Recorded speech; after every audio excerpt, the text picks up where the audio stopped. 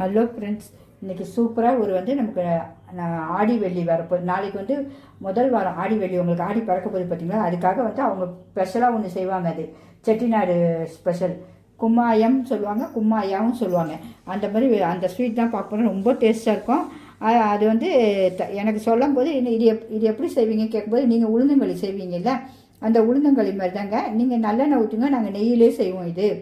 ஏன்னா இதுவும் நல்ல பலம். ஏன்னா இது நம்ம எப்போவும் இந்த களி கொடுக்கும்போது இப்படியும் பிள்ளைங்களுக்கு செய்யலாம். அதனால் நாங்கள் இப்படி செய்வோம். நம்ம கிறிஸ்டின்ஸ் இப்படி திருநெல்வேலி சைடெலாம் உளுந்தங்களி செய்கிற மாதிரி அவங்க இந்துஸ் இப்போ இங்கே சென்னை அந்த மாதிரி ஊருங்களில் இப்படி செய்கிறாங்க. நாங்கள் செட்டிநாடு அந்த பக்கம்லாம் இப்படி இருக்குன்னாங்க. சரி, ஓகே, நம்மளும் இதை செஞ்சுருவோன்ட்டு செஞ்சு பார்த்தா அவ்வளோ டேஸ்ட்டு. சரி, உடனே உங்களுக்கு செஞ்சிடலாம். நாளைக்கு ஆடி மாதம் பறக்குதுனால சரி எல்லாருமே கோயிலுக்கு போகும்போது இதுமாதிரி எடுத்துகிட்டு போட்டால் நம்ம பிடிச்சிருந்துச்சுன்னா கண்டிப்பாக லைக் பண்ணுவாங்க. சப்ஸ்கிரிப்ஷன் பண்ணாதவங்க பண்ணிடுவாங்க. அதுக்காக சரி இதை கண்டிப்பாக நீங்கள் செஞ்சிடணும்னு போட்டிருக்கேன். அதுக்கு முன்னாடி என்னுடைய சேனலை முதல் பார்க்குறாங்க சிம்பா நியூஸ் ஜெட் சேனலுக்கு சப்ஸ்கிரிப்ஷன் பண்ணிடுங்க ஃப்ரெண்ட்ஸ். உங்கள் ஃப்ரெண்ட்ஸும் விட்டுங்க, ஷேர் பண்ணுங்கள். ரொம்ப சுவையும் ஆரோக்கியமாக ஹெல்த்தியாக தான் இருக்கும் என்னுடைய சமையலில் மெயின். அதுக்கு என்னென்ன தேவை பார்க்கலாம். ஒரு கப்பு ஃபுல்லாக உளுத்தம் பருப்பு எடுத்துருக்கேன். ஒரு 1/4 கப்பு பச்சரிசி, எந்த அரிசினாலும் நீங்கள் எடுத்துக்கலாம். ரேஷன் அரிசினாலும் எடுத்துக்கலாம், நம்ம வீட்டு பொன்னி அரிசினாலும் எடுத்துக்கலாம். பைத்தம்பருப்பு, பாசிப்பருப்பு சொல்லல, அது அதே 1/4 கப்பு. ஏலக்காய் 1 2, நான் ஒரு ஏலக்காய் தான் போட போகிறேன். உங்களுக்கு வாசனையாக வேணால் 2 போட்டுக்குங்க. அதுக்காக சரின்னு உங்களுக்கு சொல்லியாச்சு. இது எல்லாம் நம்ம நல்லா செவந்து வறுக்கணும். ஒன்று ஒன்றா வறுக்கணும். ஸ்டவ் பற்ற வச்சுருவோம்.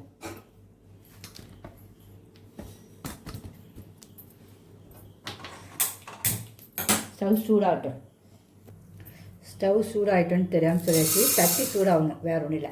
நல்ல கலர் மாறி நல்லா வாசனை வரும். உளுந்து செவந்து வரணும். அந்த அளவுக்கு பொறுமையாக நம்ம வறுக்கணும். கை விடாமல் வருங்க. ஸ்லோவில் வச்சாலும் சரி தான். இப்போ ஹையில் இருக்குது, கொஞ்சம் ஸ்லோவில் வச்சுட்டு வறுத்துருவோம். இந்த பாருங்க, கலரும் மாறிடுச்சு, வாசமும் நல்லா வந்துச்சு. இப்போ இந்த டைம் அந்த நம்ம ஒரு ஏலக்காய் எடுத்து வச்சுருக்கோம், அதை போட்டுருவோம். ஏன்னா ஏலக்காய் லைட்டாக வறுத்தாலே போதும், வாசம் வந்துடும் உங்களுக்கு.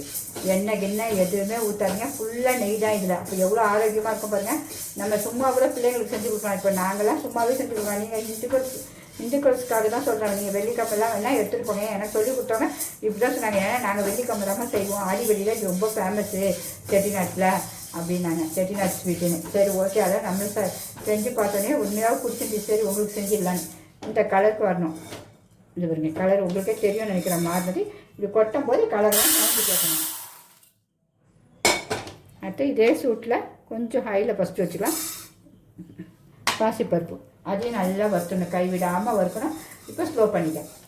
இந்த சூட்டில் 2 நிமிஷத்தில் அது வறுபட்டுரும் உங்களுக்கு. எல்லாமே நல்லா வறுக்கணுங்க. இல்லைன்னா ஒரு மாதிரி பச்சை வாடை இருக்கும், ஒரு மாதிரி டேஸ்ட் இருக்காது. அதனால் ஸ்லோலே வச்சு வருங்க, மெயின் அதுதான். பாசிப்பருப்பு நல்லா கலர் மாறிச்சு, எடுத்து கொட்டிக்கலாம். அடுத்தது அரிசி பொரியணும். அரிசின்னு சொல்லல, அந்தமாரி பொரியணும் உங்களுக்கு. அதுமாரி வறுத்துக்கணும். அரிசி சிம்மில் வைக்கும்போதே அழகாக பொரிஞ்சு வந்துடும் உங்களுக்கு சூட்லேயே.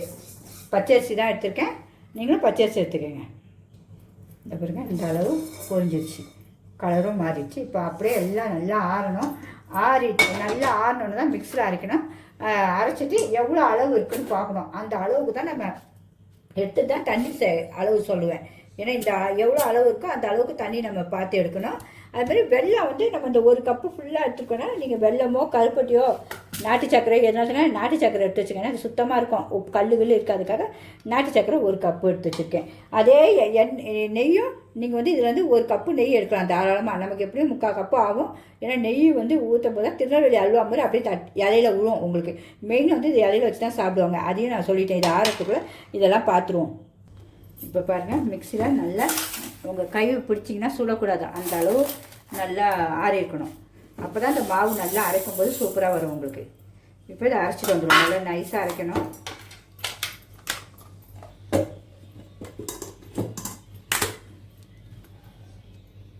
இப்போ அரைச்சிடுவோம்.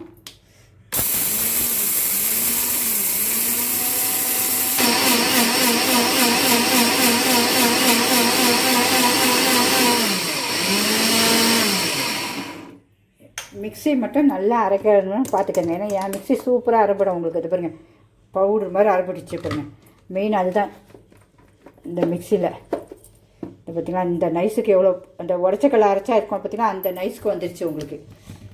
இப்போ இதோடைய அளந்து வச்சுப்போம், எவ்வளோ இருக்குன்னு அளந்துக்கணும்ல, அதை அளந்துருவோம். இந்த கப்புக்கு பாருங்கள் முக்கால் இருக்குது. இதே அளவுலேயே நம்ம இந்த முக்காலே நம்ம தண்ணி அளந்துப்போம். ஒரு 2.5 இல்லைனா 2.25. உங்களுக்கு கொஞ்சம் நல்லா தண்ணியாக வேணுன்னா 2.5 இல்லை 2.25. பெரும்பாலும் கரெக்டாக வந்து 2.25 எடுத்திங்கன்னா சூப்பராக இருக்கும். இந்த அளவுக்கு தண்ணி உங்களுக்கு நமக்கு. இப்போ ஃபஸ்ட்டு ஒவ்வொருத்தரும் என்ன பண்ணுவாங்க, இந்த மாவு அப்படியே தண்ணியில் கரைச்சி ஊற்றுவாங்க. நம்ம அப்படி செய்ய போதில்லை. நம்ம வந்து அந்த பாரம்பரியம் அவங்களாம் செய்கிற மாதிரி தான் செய்ய போகிறோம். அதுக்கு ஸ்டவ் பற்ற வச்சுட்டு வந்துடுறேன். நெய் வந்து உங்களுக்கு இந்த கப்பு சொல்லியிருக்கேன், அதனால் அதை மறந்துடாதீங்க. நெய் கப்பு, இந்த கப்பு. தண்ணி வந்து இதுலேருந்து 2.5 2.25 உங்களுக்கு எப்படி விருப்பமோ அப்படி. இப்போ வந்து நெய் நம்ம வந்து ஒரு நமக்கு அளவு தெரியும் கரெக்டாக. இந்த அளவுக்கு வேணால் உங்களுக்கு நான் ஊற்றி வச்சிடுறேன். நமக்கு தண்ணிக்கு இது எண்ணெய் கிண்ண ஊற்றக்கூடாது, ஏன்னா நெய் தான் இதுக்கு சுவையே. இப்போ ஃபஸ்ட்டு அரை ஊற்றிடுவோம், திருப்பி அரை உருக்கி ஊற்றிடுவோம், ஏன்னா கட்டியாக இருக்குது நெய்யை.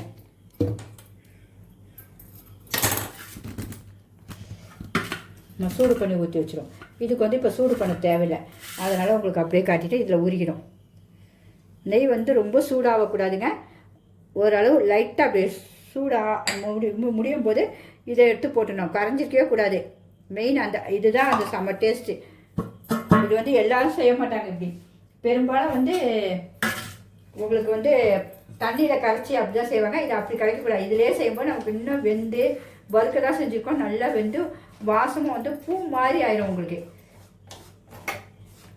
நல்லா அப்படியே இந்த மைசூர் பாக்கெலாம் கிண்டும் அப்படியே தூள் தூளாக அப்படி ஆகிடும். அதுக்கப்புறம் தான் நம்ம வெள்ளைப்பாகு சேர்க்கணும். அதுக்கு இந்த ஸ்டவ்வில் நம்ம வச்சுருவோம், அளந்து தண்ணி அளந்து. ஸ்லோவில் தான் இருக்கணும், ஃபுல் ஸ்லோவில் தான் இருக்கணும். இதுலேயே இப்படி வந்தால் எப்படி உதிரியாகிடும் பாருங்க, நல்லா உதிரியாக வந்துடும் உங்களுக்கு. அதுதான் மெயின். இப்போ ஒரு பக்கம் அந்த தண்ணி அளந்து ஊற்றிடுவோம்.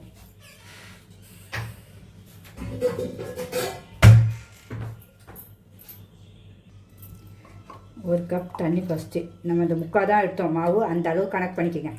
ஒரு கப்பு, ஏன்னா அது கரெக்டாக கணக்கு இருக்கணும் உங்களுக்கு. அதே முக்காவுக்கு 2வது. இது வந்து மாவு இருந்ததுனால கலர் வேறு மாதிரி கொண்டு இல்லை. இந்த 2 அவ்வளோதான். இதுக்கு மேலே போடாதீங்க. இதை வந்து அந்த ஸ்டவ்வில் வச்சுருவோம், சாதா ஸ்டவ்வில். இது இப்போ ஸ்லோவில் தான் இருக்குது, அந்த ஸ்டவ்வில் வச்சுருவோம். பாகு பதெல்லாம் கிடையாது. தண்ணி கொதிச்சுன்னா நம்ம இந்த இதை நாட்டு சர்க்கரையை போட்டுடணும், அதுதான் மெயின்.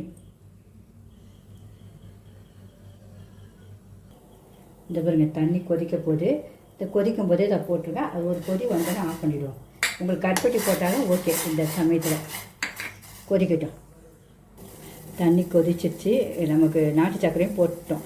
இதை அப்படியே ஆஃப் பண்ணிவிடுவோம். நாட்டு சர்க்கரை அடியில் இருந்தாலும் பிரச்சனை கிடையாது. நம்ம இதில் ஊற்ற போகிறோம், சுட தான் இந்த மாவில் தான் ஊற்ற போகிறோம். ரொம்ப கேர்ஃபுல்லாக இருக்கணும், ஏன்னா அது மேலே பொங்கும் தெரிக்கும். அதனால் பிக்னஸ் பிள்ளைங்க ரொம்ப கேர்ஃபுல்லாக கிண்டணும், ஏன்னா கட்டி படையும் கூடாது. இதை பார்த்தீங்கன்னா ரொம்ப கேர்ஃபுல்லாக செய்யுங்க. ஏன்னா நம்ம நெய் இருக்கனால கட்டி பிடிக்காது. திருப்பி நம்ம அப்புறம் நெய் தேவை இருக்கும்போது அந்த பாதி நெய் எடுத்து வச்சுருக்கோம், இன்னும் அதையும் ஊற்றிடணும். அவ்வளோதான், ஊற்றியாச்சு. இது அப்படியே கரையிட்டோம். 2 நிமிஷத்தில் அது அப்படியே கரைஞ்சிரும். ஸ்லோவில் வச்சுருவோம், கரைஞ்சிரும்.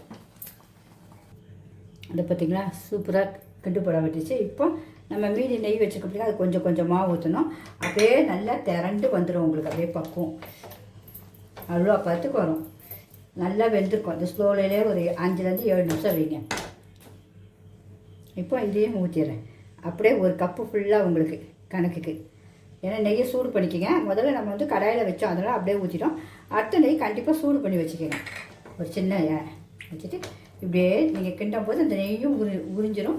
அது வெந்து நல்லா அல்வா மாதிரி விடுங்க. டேஸ்ட் அவ்வளோ அட்டகாசமாக இருக்கும். கண்டிப்பாக செஞ்சு பாருங்கள். பார்த்துட்டு எப்படி இருந்துன்னு சொல்லுங்கள். ஏன்னா வெள்ளிக்கிழமை கோயிலுக்கும் நீங்கள் எடுத்து போகலாம், வீட்டில் பிள்ளைகளுக்கும் கொடுக்கலாம். அந்த வயசுக்கு வந்த பிள்ளைங்களுக்கு கூட உளுந்தங்களி கொடுக்கறதுக்கு பதில் பிள்ளைங்களுக்கு பிடிக்கலன்னா இப்படி கூட நீங்கள் கிண்டி கொடுக்கலாம். ஏன்னா நம்ம முந்திரி திராட்சை எதுவுமே கிடையாது, தேங்காய் கிடையாது. ஆனால் அவ்வளோ டேஸ்ட்டு உங்களுக்கு. நம்ம திருநெல்வேலி அல்வா மாதிரி தான் இருக்கும். அதுக்கு தான் உங்களுக்கு நான் காட்டிட்டேன். அந்த பாருங்கள், நம்ம சட்டியில் ஒட்டாது, அப்படியே சுருண்டு வரும். நமக்கு டேஸ்ட்டு அட்டகாசமாக இருக்கும். வாயில் போட்டோன்னே கரைஞ்சிருங்க. உங்களுக்கு அப்படி கிட்ட முடியலன்னா நீங்கள் தண்ணி அந்த கொதி தண்ணியில் கரைச்சிட்டு கூட மாவு அப்படியே கிண்டிக்குங்க. எனக்கு இது வரலை அப்படின்னா நீங்கள் ஸ்பூனில் போட்டிங்கன்னா அப்படியே விடணும் உங்களுக்கு. இன்னும் ஒரு 2 நிமிஷம், அவ்வளோதான். ஆஃப் பண்ணிவிடுவோமா?